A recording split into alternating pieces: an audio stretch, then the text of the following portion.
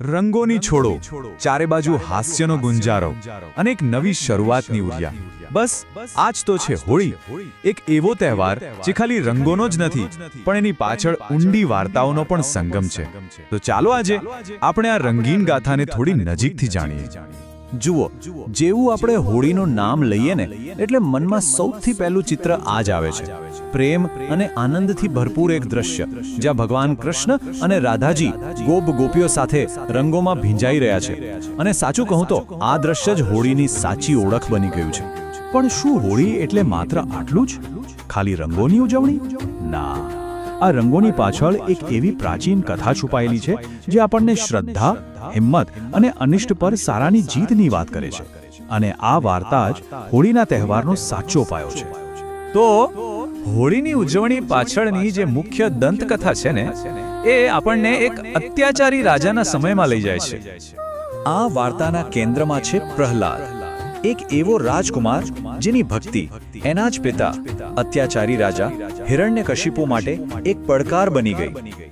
હિરણ્યકશિપુ એવું માનતો કે એ પોતે જ ભગવાન છે, જ્યારે પ્રહલાદ માત્ર ને માત્ર ભગવાન વિષ્ણુને જ પૂછતો હતો।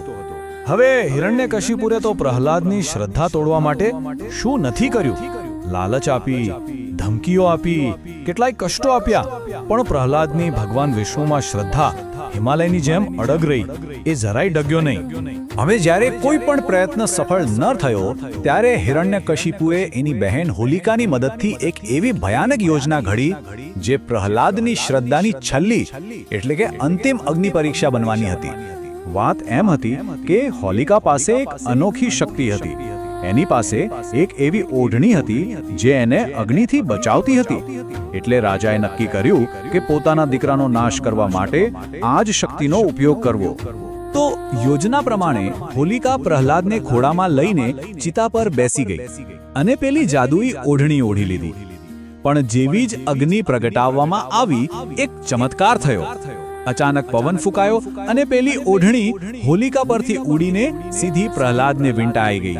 અને પરિણામ, જે હોલિકા અગ્નિથી સુરક્ષિત હતી એ જ બળીને ભસ્મ થઈ ગઈ અને પ્રહલાદ, જેની શ્રદ્ધા અડગ હતી, એ સહી સલામત બહાર આવ્યો।